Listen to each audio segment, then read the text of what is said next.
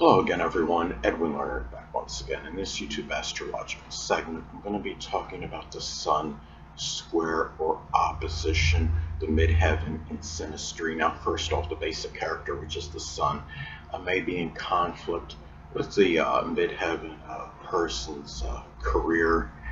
Um, if the say the midheaven person has their midheaven in Sagittarius, it could be a career connected with publishing or advertising, global communications, philosophy, religion, translation, sports, as some examples.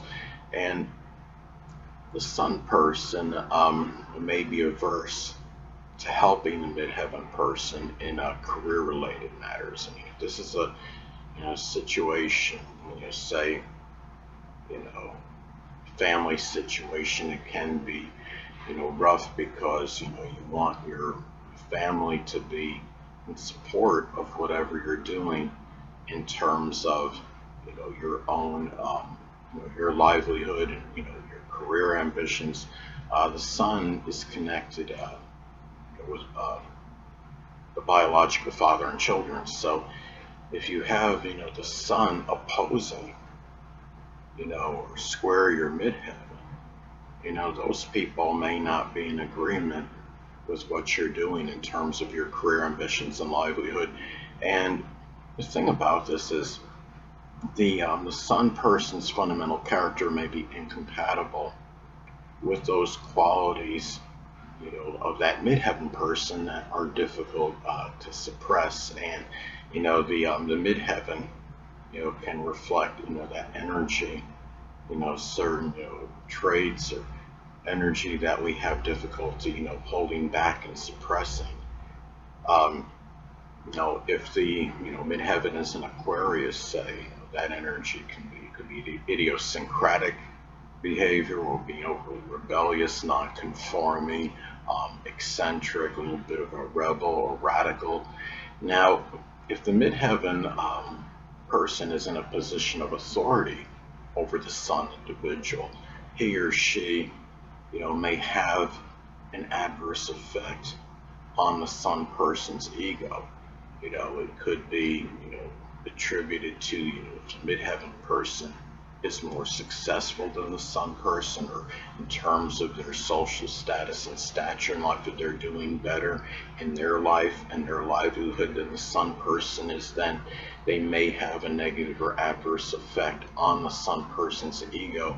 And the thing about it is, too, as far as the Synastry aspect goes, the Sun person may have difficulty in motivating and driving that midheaven person to improve their social status and stature in life.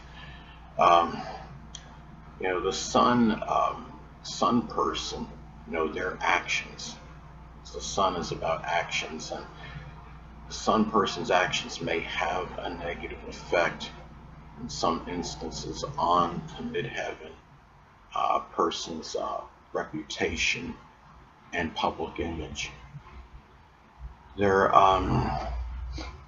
this is a thing too. You have this may be a conflict, as far as who's actually in charge.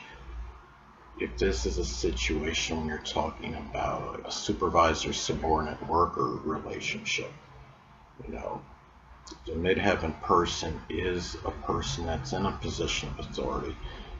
The Sun person, may feel like, their ego is damaged due to the midheaven person.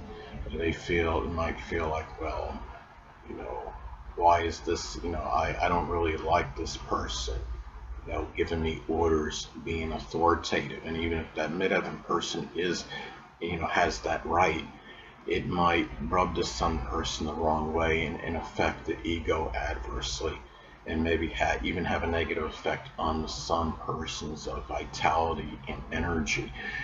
The thing about this too, the midheaven person, may have difficulty, taking care of responsibilities due to what the sun person wants. It's interesting because I remember there was one time many years ago where there was a friend of mine that he has his sun in Leo, and it was opposing my midheaven, and it seemed like, like the true Leo man. I mean, the sun is about dominance anyway. He had the sun in Leo.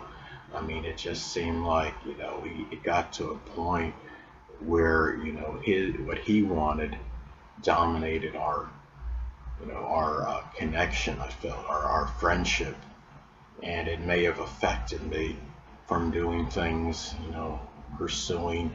It could be an Aquarius-related career, which could have included astrology, which is what I'm obviously doing now. But anyway, the thing is, it's always important, as I've stated in previous videos, and I'll say it in this one, my earlier natal chart videos, I talked about how you don't isolate, any single one astrological element, aspect, planetary placement, position, or what have you, and make an analysis of a person astrologically speaking based on that alone, because the person is the sum of all their components in their natal chart and not just one.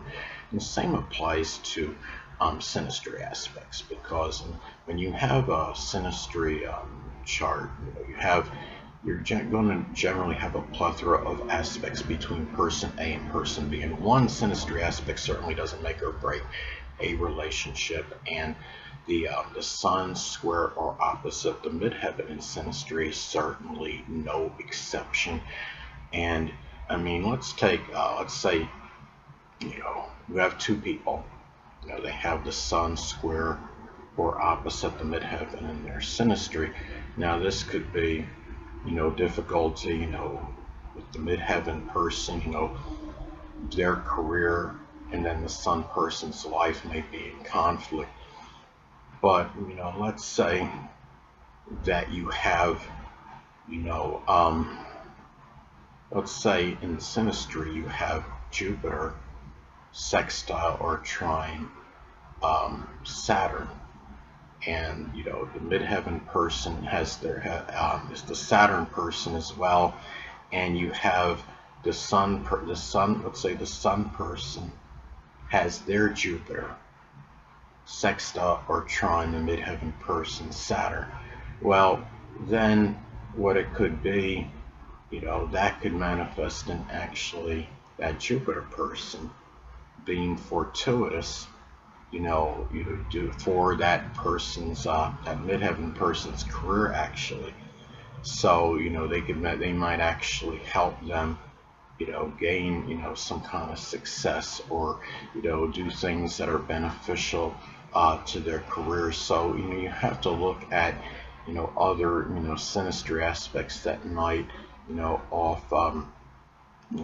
might offset this aspect, and just in general in synastry charts as well. And the thing is, never, don't make a analysis on a relationship based on one synastry aspect alone. Again, you have so many between between person A and B in most cases. Again, a plethora of aspects, and this aspect is not naturally that it's not positive one for as far as the sun person being in favor of that person's career.